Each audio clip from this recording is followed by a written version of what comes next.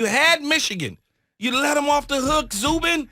How did you do that, Coach? He is referencing my alma mater, Rutgers, who was looking for one of the biggest wins in school history over Michigan. Remember, Michigan is the all-time major wins leader. Rutgers, arguably Jay knows Jersey native, one of the worst programs in the history of college football. It was a very Rutgers thing to do. I became a Rutgers fan for about four quarters in 2 overtimes. Do you know I how was a major torturous? Rutgers fan. And how torturous was that? I've been doing it for 42 years. Okay, so that's how bad it's been. I was hoping and praying that they beat Michigan, though. I just felt like hating on Michigan that day. Just continue to dig the grave deeper for John Harbaugh. Oh, man. It was one of the – and then because on College Game Day, you had Desmond and them all pick Utah over USC, so it gave me extra motivation to pick Rutgers over at Michigan. Michigan over Rutgers 48-42 in triple overtime. And Rutgers may have lost the game, but I think Michigan found a quarterback in Cade McNamara. The Joe Milton era was nice while it lasted. We'll talk about that a little bit later. But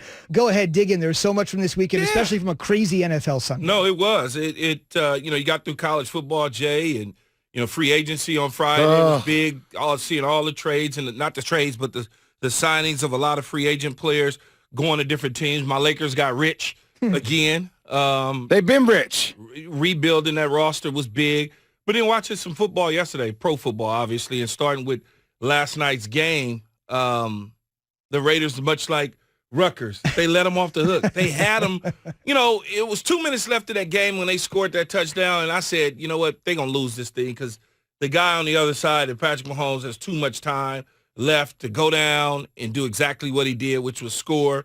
And the game was over. He left the Raiders no time to go back down and do what they did. And you just, I don't know how they left Kelsey wide open in the back of the end zone. It just didn't make a whole lot of sense to me. Somebody blew the coverage, obviously screwed things up. Raiders are the only team, in my opinion, outside of maybe Pittsburgh, that I feel can give the Chiefs a run for their money. You don't give the Colts anything, even with that defense and the performance they had last night?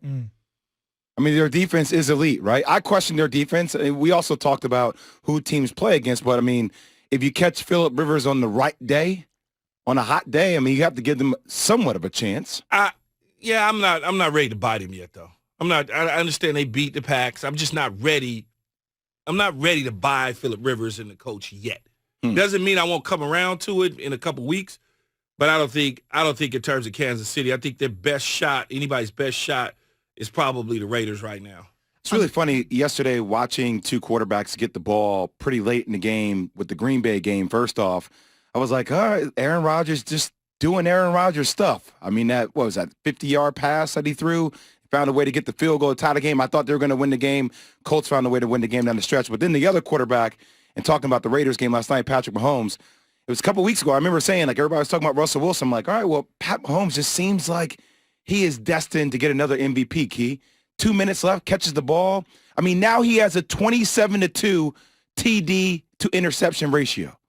That's stupid. That's insane. He was always in the conversation. It's just that Russell Wilson started off so hot, and he hadn't won an MVP, let alone got an MVP vote, a single vote. So that momentum made it feel as though if he stayed on track, he would have an opportunity to win it. But once he started to kind of settle down, tail down a little bit, had a turnover problem, Patrick Mahomes continued to ascend and continued to show why he was the MVP 2 years ago. And so as you look at it, he now has, in my opinion, stepped up as the number one guy. Russell Wilson's back in the conversation. And tonight, Tom Brady takes on the Rams. If Tom Brady goes out there and does Tom Brady-type things, he pushes himself into the conversation even deeper. I will say, we're asking on the Dr. Pepper Twitter feed this morning, who's the one team the Chiefs don't want to face in the playoffs? You sort of heard Key's answer. It's the Raiders. I'm kind of surprised Key didn't say the Steelers. More on that in a second. Be a part of the Keyshawn, J. Will, and Zubin Nation on the Dr. Pepper Twitter feed, ESPN Nation, presented by Dr. Pepper. It's official. College football's back. So is your favorite Dr. Pepper-loving college football town, Fansville. Head to a store near you to treat your inner college football fan to an ice-cold 20-ounce Dr. Pepper today. Key did say maybe the Raiders do have their number. 2 tight games, 1 win, 1 loss. Jay said 2 picks for Patrick Mahomes. The only 2 picks for Patrick Mahomes both came courtesy of the Las Vegas Raiders, so there's something there. But Key, The Steelers are 10-0. He said the Steelers are in the conversation. He said I think it should be a Raiders and the clear Steelers. runaway. I think it should be a clear runaway for the Steelers. 10-0, undefeated, short week, a struggling Ravens on tap Thursday. I think that the Steelers and the Raiders are both there, but because I'm coming off the Raiders' victory against the Chiefs and coming off a near victory against the Chiefs in the style in which they played, makes me believe that they're the ones that can give them a tough out. Now, Pittsburgh, obviously being undefeated, Zubin, there's no question about they're going to give them a run for their money. I mean, Chase Claypool, and Juju, and Big Ben, and just what the Steelers are doing. And they're catching the Ravens, like you said, on a nasty loss to the Tennessee Titans in overtime and on a short week. Now, they have to think about going to Pittsburgh and playing. The game's in Pittsburgh, right? Correct. Thanksgiving night, 33. They have to go to Pittsburgh and play against a Steeler team that's staying on track to have the number one seed. That's the beauty of the way the NFL has made this thing with this one bye for one team, that now you have the Chiefs with one loss and you have the Steelers with no losses who's trying to continue to stay the course to the end of the year. So they're going to have to play. So you're going to see a good game out of this one. That's why that Chiefs win was so big last night, so they could stay within one game of Pittsburgh. But I just want to throw your old numbers back at you. I mean, I look at it this way, Key. You've always said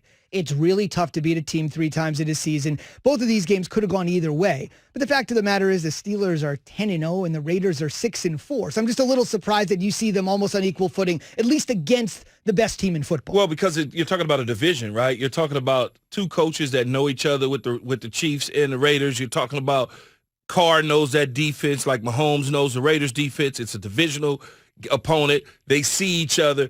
When you play against divisional opponents, it's just not me watching tape against you. I'm also watching the other team that I might be playing that's already played.